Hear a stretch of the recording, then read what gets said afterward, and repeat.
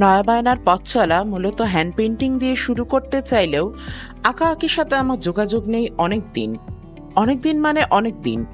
আমার পেজ যারা নিয়মিত ফলো করেন তারা দেখবেন কুশি কাটার কাজই আসলে এখন বেশি করা হয়, ব্লক বাটিকের কাজও করা হয়, কিন্তু হ্যান্ড পেইন্টেডটা ঠিক হয়ে উঠছিল না।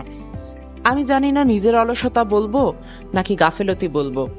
আঁকাআঁকি কিন্তু বরাবরই আমার খুব পছন্দের কাজ, কিন্তু এটাতে কেন যেন আমি একদমই আগ্রহ হারিয়ে ফেলেছি। তাই আজকে ভাবলাম যা হয় হোক, একটা পাঞ্জাবি নিয়ে বসেই পড়ি। কতটুকুই বা লস হবে, বড়জোর পাঞ্জাবিটাই নষ্ট হবে। কিছু তো করার নেই, এগুলো তো এমনিই পড়ে আছে।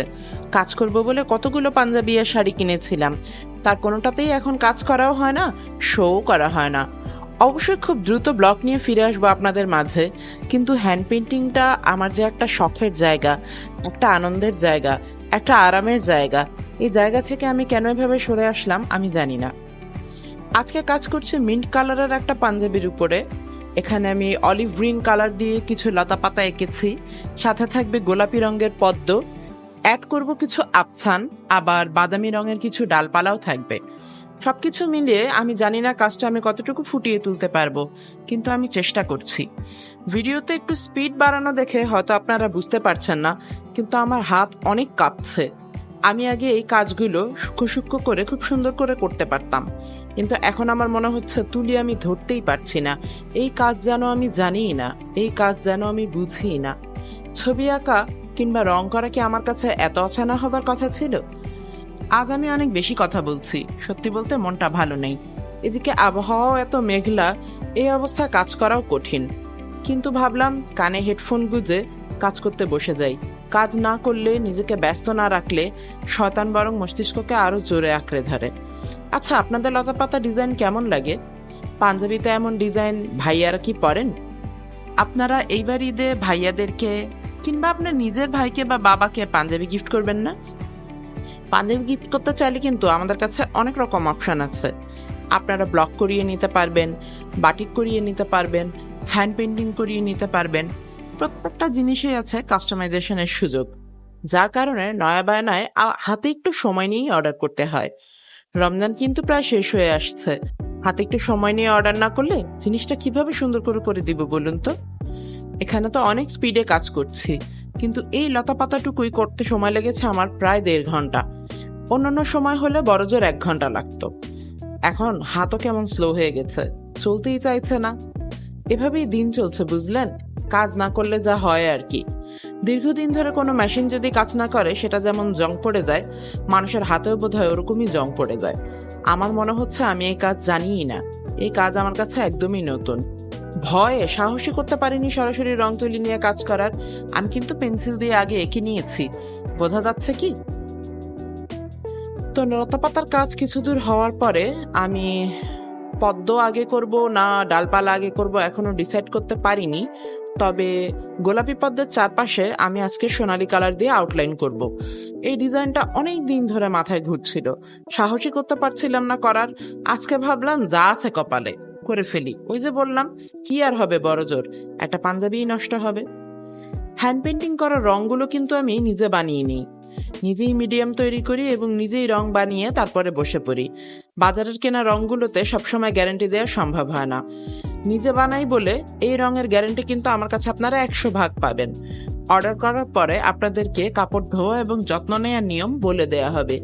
সেই অনুযায়ী রাখলে কাপড় ছিঁড়ে যাবে কিন্তু রং উঠবে না, এই গ্যারান্টি নয়া বায়না আপনাকে দিতে পারে। অনেক লতাপাতার কাজ করার পরে কাজ প্রায় শেষ হবার পালা। আমি এখনো হাতায় কাজ করিনি, ভেবেছি এই কাজটা যদি সাকসেসফুল হয় তাহলে হয়তো হাতায় কাজ করব, নইলে পরের অংশে হয়তো আর হাতায় কাজ করব না। ব্লক কিংবা অন্য কিছু একটা কম্বিনেশন দিয়ে পাঞ্জাবিটার কাজ শেষ করব। পাঞ্জাবি থেকে আপনাদের খুব ভারী কাজ ভালো লাগে?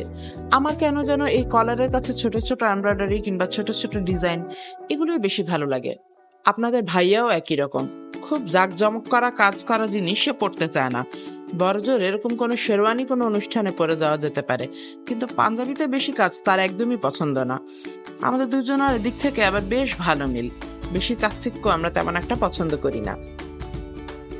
তো যাই হোক, আমি আবার বাদামি কালারটি বানিয়ে নিয়েছি। বাদামি কালার বানিয়ে নিয়ে ছোট ছোট ডাল দিয়ে দিচ্ছি, ফাঁকে ফাঁকে এরকম ছোট ডাল টেনে টেনে একটু গোল গোল করে এঁকে নিচ্ছি। কলকা ডিজাইন আসলে আমি খুব বেশি ভালো একটা পারি না, আগে থেকেই পারতাম না, কখনোই আসলে তেমন পারি না। কিন্তু এই ডিজাইনের প্রতি আমার ভীষণ আগ্রহ, আমার শেখার খুব ইচ্ছা, কিন্তু ওই যে বললাম সাহসে কুলায় না। আজকে যেমন এই হালকা একটা কলকার ডিজাইন করলাম, দেখা যাক এই কলকার ডিজাইনটা চালু রাখতে পারি কিনা।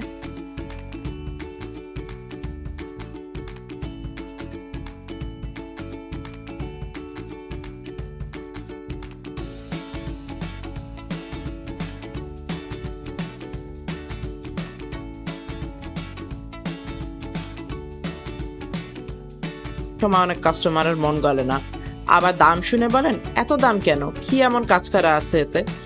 কি এমন কাজ করা আছে সেটা যদি সত্যি বোঝাতে পারতাম তাহলে তো ভালোই হতো। এইটুকু পর্যন্ত কাজ করতে আমার সময় লেগেছে প্রায় 3 ঘন্টা, এখন পর্যন্ত আমার কাজ শেষ হয়নি। পদ্মটা আমি আগে পেন্সিলে এঁকে নিলেও এখন আমার মনে হচ্ছে পাপড়ি অনিয়মিত হচ্ছে এবং আমি ঠিক মতো আঁকতে পারছি না। আমার তুলিটাও মনে হচ্ছে কেমন একটু বিরক্ত করছে, কথা শুনছে না। গোলাপি রংটাই বানানো ভুল হলো কিনা বুঝতে পারছি না, তবে এমনটা হওয়ার কথা না, কারণ আমার কাছে যে কেমিক্যাল আছে, যে রং আছে, সেগুলোর মান আসলে খুবই ভালো। আমি চেষ্টা করি বাজার থেকে ভালো ভালো মানের জিনিস নিয়ে আসতে। কম দামি জিনিস নিয়ে এসে একটা নষ্ট জিনিস দিয়ে এত সময় ধরে কাজ করে কোনো লাভ আছে বলুন? হয়তো বা আপনাদের কাছ থেকে দাম চেয়ে এই দামটা উঠিয়ে আনাই যাবে, কিন্তু কাস্টমার ঠকালে সেই কাস্টমার কি আর দ্বিতীয়বার ফিরে আসে? আমরা তো অনেক অনেক রিপিটেড কাস্টমার নিয়ে কাজ করি, যারা আমাদের কাছ থেকে একবার জিনিস নিয়েছেন তারা দ্বিতীয়বার জিনিস নেননি এমন রেকর্ডই নেই। কিছু না কিছু তারা অর্ডার করেছেনই। এই ভরসার জায়গাটা নয়া বায়না প্রায় 5 বছরে আদায় করেই নিয়েছে। ও, আপনাদের কি মনে আছে নয়া বায়নার জন্মদিন কবে? নয়া বায়নার জন্মদিন কিন্তু 4ই আগস্ট। বার্থডে উপলক্ষে কি করা যায় বলুন তো? একটা গিভ অ্যাওয়ে দিব, নাকি আপনারা কোনো গিফট ভাউচার টাইপ চান?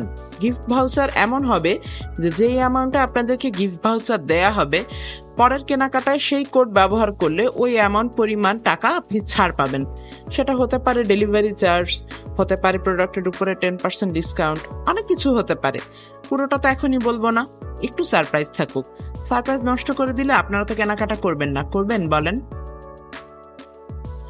সম্পূর্ণ পদ্মের কাজ আমি এখানে দেখাচ্ছি না, এই একই নিয়মে আসলে সবগুলো পদ্ম আমি করে নিব এবং পদ্মের এই রঙগুলো শুকিয়ে গেলে তারপর আমি গোল্ডেন কালার নিয়ে কাজ শুরু করব।